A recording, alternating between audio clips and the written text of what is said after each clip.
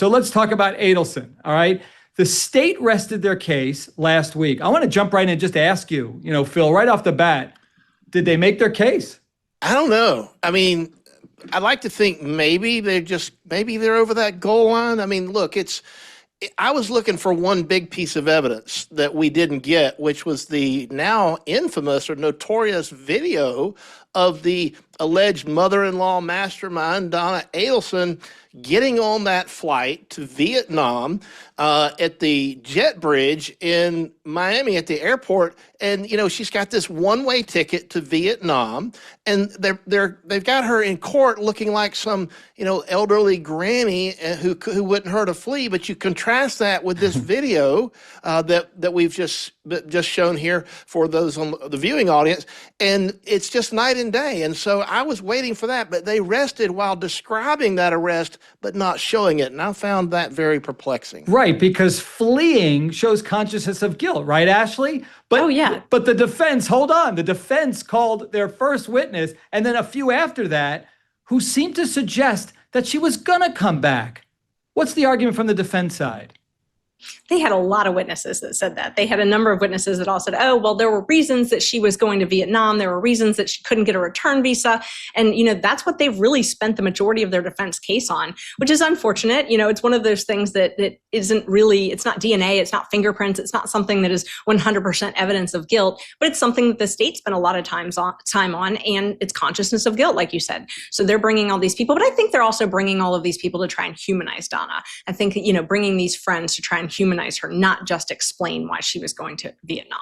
That's a good point. I mean, anyone she ever said, God bless you to, seems to be taking the stand. But the first witness out of the gate was her longtime best friend since 2009. Harvey fixed the tooth of this person's love interest. And then apparently they were, friends since then. But what was significant about her testimony, I found, was that Donna didn't cry like just a little bit. She was very emotional when she heard the news that her son-in-law, who she's accused of playing a role in his tragic demise, somehow she wasn't laughing. She wasn't saying, ha ha. I mean, this is powerful testimony, isn't it, Phil? Don't you think that helped the defense? She was crying hysterically, No?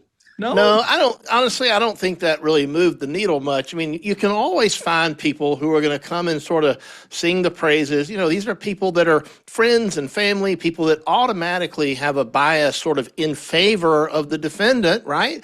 And let's face it, if she goes to this great length to orchestrate this conspiracy and to be pulling the strings in this conspiracy, as the state has alleged, then if you can buy that, you can also buy that she could be play acting when she's talking to her friends. Look, the argument has been made in this case that, she was sort of setting up the alibis, that she was sort of getting things in place so she could have this defense at trial. So, look, if you're the defense, sometimes less is more. So I might have held off on making so much of a big deal, or at least using this as the very first witness, because they haven't had a theme, guys. We don't know really what the defense is. You got a little bit of this over here, a little good character stuff over there. Yeah. We really just don't know what their theme is. And I frankly found that witness's testimony not very compelling. Ashley, I want to stay a little bit longer on this, Vietnam trip, because when we heard about it, for me anyway, it was like, oh, come on, you don't flee when you're innocent, right? And that's what most jurors would think.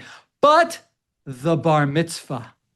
They talked about the bar mitzvah, right? Any Jewish grandmother, she wants to go to the bar mitzvah. And they had witnesses testifying. She would never have stayed in Vietnam. She wants to go to her grandson's bar mitzvah. Do you think that resonated with the jury?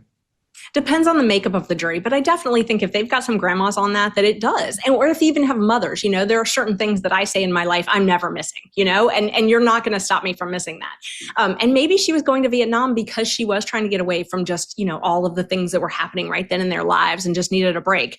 I wish they had, as the defense, presented a little more evidence as to why Vietnam, because, that's kind of random. Why Vietnam? Did she have some, did she study Asian culture in college? I mean, something, give me something. Why Vietnam? Studied the extradition treaties, okay? She did that. Right, Phil, jump in there. Phil? No, she researched these things, and she considered, if you listen to the wiretap, she considered, I think, China and Korea and other alternatives, and I guess made her decision about Vietnam. But here's the thing, speaking of the visa, she didn't just want a tourist visa. She wanted like an emergency visa. She's like, I've got to have it now. We may have a sod on that, but she wanted to say, look, I need this and I need it now. And I'm beginning to wonder if they should maybe relabel that maybe a fugitive visa instead of a tourist visa, because she wanted it right now and she just couldn't wait. And to me, that all underscores consciousness of guilt. She wanted to get the hell out of Dodge, and I don't think she was coming back.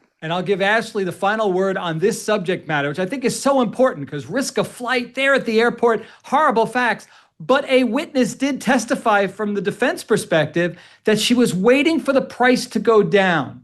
Okay, right. I can say it because they're my people. I assure you, yes, we like a bargain. Okay, so maybe she was waiting a little bit for that price to dip. She didn't want to buy the ticket back from Vietnam till she can get a better deal. Are you buying that? Did the jurors buy it? It depends on how the defense spins it. This is one of those things that if they can really bring it home, but they needed to bring that home early on. They needed to set the stage in opening, and we didn't hear anything about this. And so if we had a coherent theme and you had this theme, woven throughout, and you kept hearing, oh, well, Vietnam was a bucket list trip. Oh, she was cheap. Oh, she didn't want to spend extra money on Vietnam. She was always trying to find travel bargains. If you had gotten this theme consistently throughout, I think it would have resonated more. I think it just seems choppy now, just throwing things up there and seeing what sticks. Okay, so that fleeing argument isn't solid. I think the consensus is I agree. Now, we all understand that typically in a criminal case, we go after the lead investigator. Usually that's what we do. And that's what the defense did, because that lead investigator made the conclusion that Donna is guilty, at least probably, because there's probable cause, but he wouldn't be here unless he thought there was proof beyond a reasonable doubt. The defense went after that lead witness, and I want to play a clip. It's clip number 1. You start off, and I've done this before. Have you ever made a mistake? Let's take a look. You stayed actively involved in the investigation, right? Yes, ma'am. And in fact, you were even there when she was arrested, correct? I was there on every single arrest. Yes, okay. Ma'am. You're invested in the case because you were the lead investigator. Yes, ma'am. Okay. Have you ever made a mistake in your work? Sure. Have you ever initially assumed that one person might be a suspect or a person of interest, and later it turned out that they were not the one that committed the crime? Not a suspect, no, ma'am. No, not a person of interest. Maybe a person of interest, yes. Not a suspect. You've been right from the time you thought that they were a person of interest through them being arrested. Not made a mistake. As a suspect I deem as somebody we have probable cause on. Ashley, I teach my law students, one question too many, right? Phil, right. Ashley, you got the first one. Yeah, I've made mistakes. Leave it at that. Then she asked, you ever make a mistake as to, what do you make of that, Ash? I think that was powerful. I think it was powerful, and I think she could have gone a lot further with a different area, but this is the problem. We don't really have a theme. Why not ask, isn't it true you don't have any physical evidence linking Donna Adelson to this crime? Isn't it true you don't have any forensic evidence? Isn't it true you don't have any eyewitness testimony? Isn't it true you don't have a confession? Isn't it true you don't have fingerprints? You don't have DNA? You don't have any of that stuff. Why not hammer him with that? Well, she did, correct. She did, however, press him on whether there was any direct evidence at all. Let's play clip number 2, and then I'll get Phil's take on it. You have emails, voice messages, text messages, and later recorded calls. Direct evidence on any of those things. Did Donna Adelson ever say that she wanted Danny Markell to be killed? Those exact words? Those words. Did she say she wants him killed? No. Did she say she was planning to have him killed?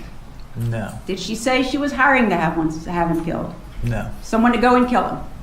No. Did you say that she intended that he be killed? No, she did not say that. I don't have any further questions.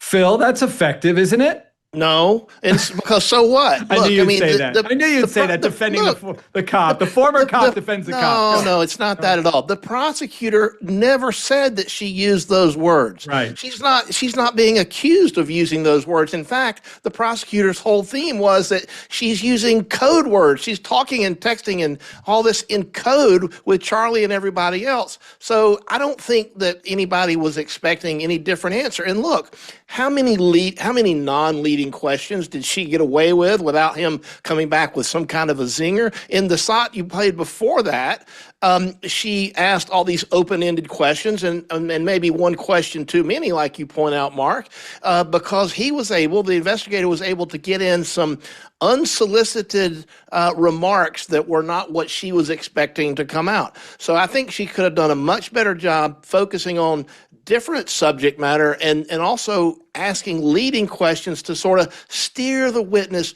right down the primrose path to whatever conclusion you're trying to lead them to in front of the jury.